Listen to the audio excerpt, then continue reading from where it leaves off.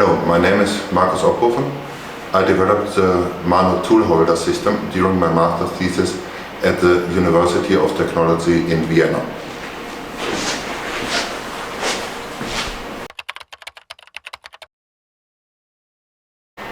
Mano is designed to allow a collaborative robot to use battery-powered tools within the functionality of a two-Zork wrapper.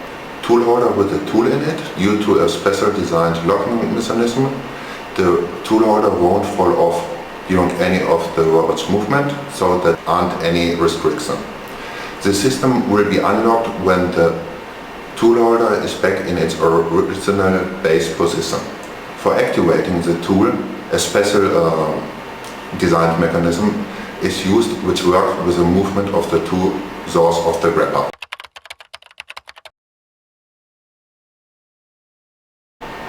With the Mano tool holder system, it is possible to combine different assembly tasks in a workflow which is automated of a single collaborative robot.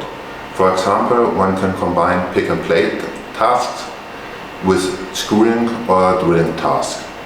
This can be realized without any additional software.